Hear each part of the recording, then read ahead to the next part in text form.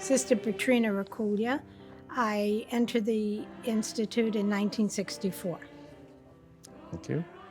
Now, you told me an interesting story of how you came to meet the sisters and how you came to meet Cabrini and how your family came to meet Cabrini. Could you tell us about that? Yes, I'm from Brooklyn, New York, and my mother lived on Van Brunt Street when she was a child, and the sisters had a school right across from her house. It was a storefront. So my mother went to that school till 8th grade. And then when I was a child, just about 2 or 3 years old, my mother introduced me to Mother Cabrini. She had a great devotion to Mother Cabrini.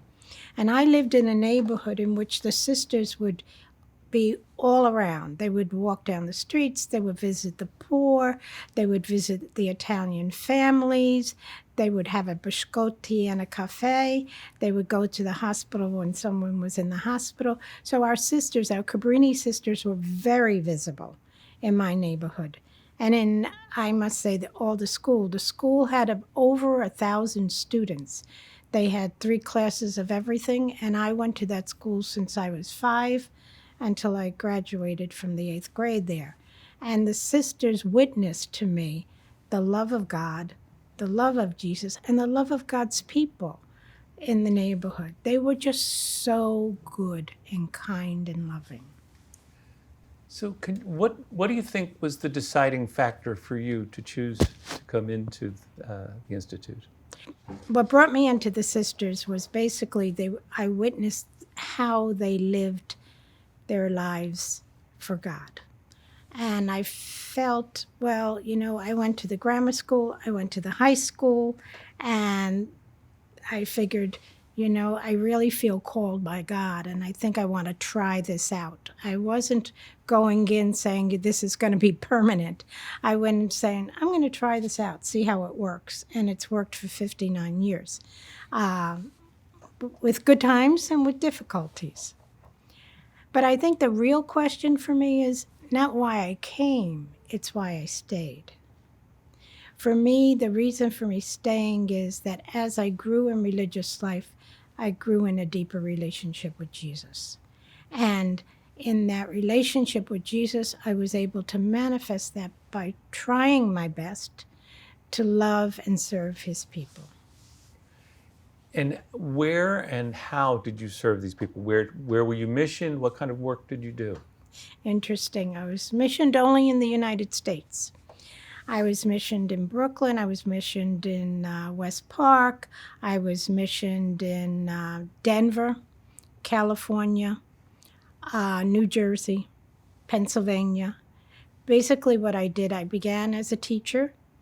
Then I became a principal. After being a principal, I studied and became a marriage and family therapist. I worked at our high school as a guidance counselor. Then after that, I became a provincial for 6 years. And after that, I worked in immigrant services, serving immigrants, which is my passion. I have a great passion for our immigrant brothers and sisters. And then after that, 10 years of that, I became provincial again for 9 years.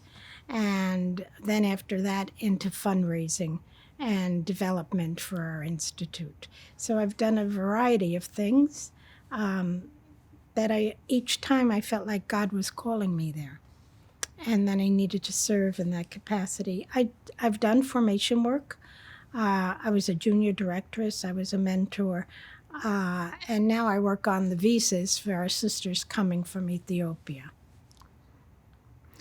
So you've worked for 59 years, and this you knew the Cabrini sisters coming in. When you first entered the order, what did you know of the charism? We didn't speak of the charism. We only spoke of the spirit of the Institute. And it was one of caring for one another and caring for God's people. That was basically what I understood it as I entered. As we went on, we started to speak of the charism. And the charism says to us, basically we are to be bearers of the love of Christ.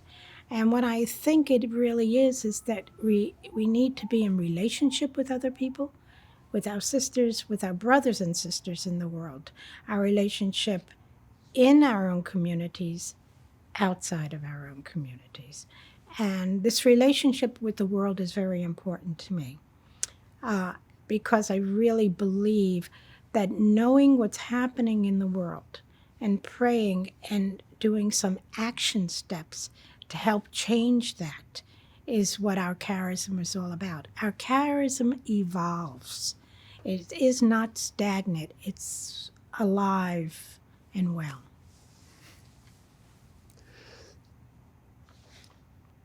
So, what's it like to live in community? Interesting. Some communities are easier to live in than others.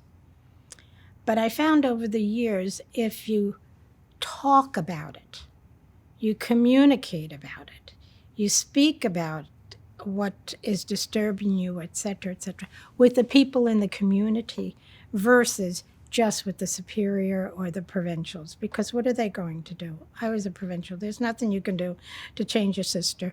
You have to work it through the community. So the community has always been a great support for me, the wider community. I have had the privilege, really a privilege, to just travel throughout the Institute, to attend many international meetings, and to practically know every sister, in the Institute. And to spend time with them when we were at these meetings or we were at chapters, etc., because I attended maybe, I'd say about 7 or 8 chapters, and it has been just a privilege. So, 59 years. What do you think is one thing that stands out, one life-changing moment, something that really touched your heart? There are many things, but one thing that stands out for me is my work with immigrant services. Because, as I said before, my passion is migrants, immigrants, refugees.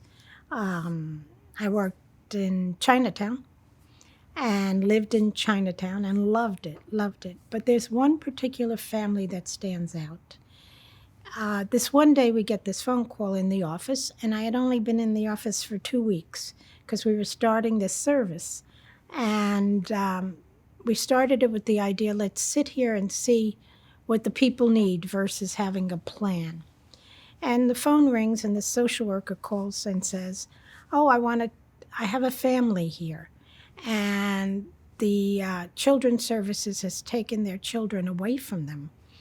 And they're undocumented, without papers, and therefore they're just treating them unjustly, inhumanely. And the mother just had a baby, and they're going to come and take the baby tomorrow.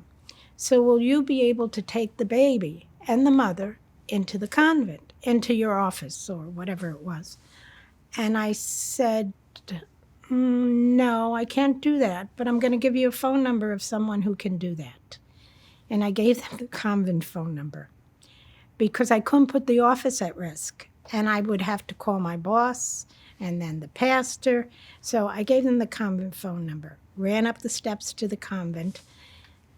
Woman called, and she said, I'm calling because I was told by Sister Pietrina to call you, etc. I said, yes. What can I do for you? And she explains the whole story about the coming to take the baby. And I said, sure, bring the mother here tonight. I will talk to the other sisters in community and the lay person and see what they think, and the pastor. And all were in favor, and that night the woman showed up. And she stayed with us, and we went to court, and we won the case. She got her kids back, but it really impacted me to see how we were treating people who don't have papers. And I just went back to my grandmother. My grandmother came here without papers, and then she became what you call a legal permanent resident. And then during the war, she was Italian. So during the war, she became an enemy alien of the United States. And I have her card. And she had to report every single month to the immigration place. And she would say to me, never, never will I become an American citizen, because I had my 3 sons, 1 Marine, 1 Navy, 1 Army in the force, and they treat me like this. And my sons are fighting my sister's sons in Italy. So I just have this passion for immigrants. And we're still in touch with this family.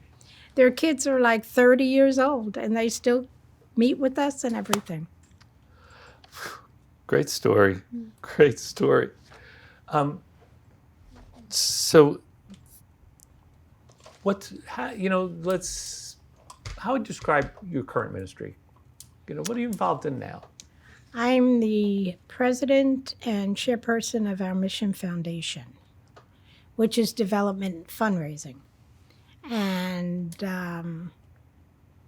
I feel really like we're putting our money on mission, versus we don't have the sisters, to go to the border, and we don't have the sisters right now to do certain things, but we have some monies that we could send to the border and partner with these groups so that we could help all those trying to get into the United States.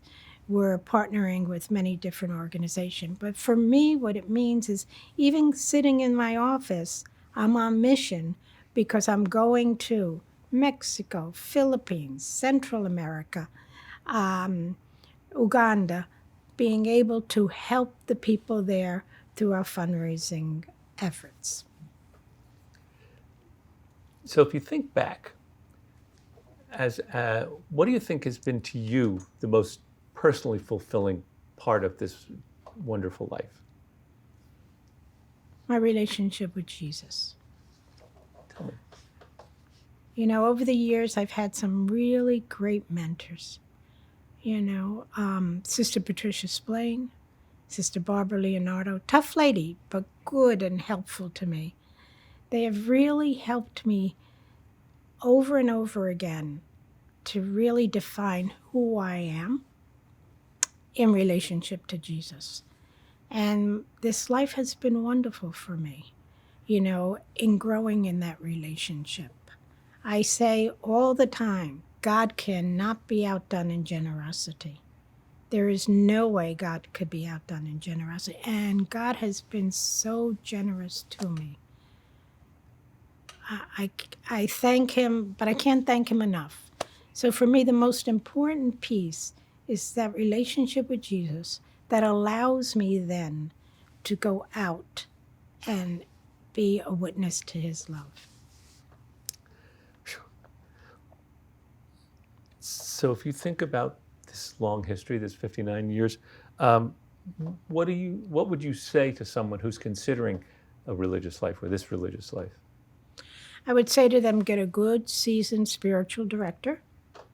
Really see if this is your call.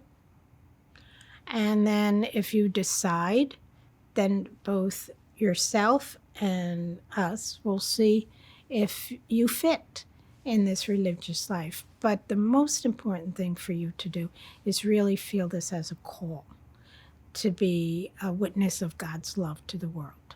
And our world is upside down right now. I mean, every day there's a violent shooting. There's something happening. And when it hurts, children, it's just a terrible thing that's happening. So basically, the person has to really desire to do something good. And I would tell the person it's a life worth living, but it is not an easy life. It really is not. You meet many challenges in ministry. You meet many challenges in your community. You meet many challenges in working with partners, too. So I know you've answered this already, but if you had to give your elevator speech about what it is meant to be a Cabrini sister, how would you describe that? A couple of sentences. I would say it's a life worth living. Because, number one, You get the opportunity to deepen your life with Jesus. You get the opportunity to serve his people, the most vulnerable in all different parts of the world. And you get the opportunity just to grow in love. The wider community, our sisters throughout the world, they're just wonderful people. You know, we've really been well trained in interculturality, in inclusion, in formation. We've had so much. And basically, it's a joy and an honor just to walk this road with these people who have done marvelous things. You know, compared to the little things that I have done, they have just spilled out their whole lives, you know, in starting the new mission in Ethiopia. Our sisters now in Central America, in Nicaragua. And it's so difficult, but they keep on keeping on for the love of God and the people.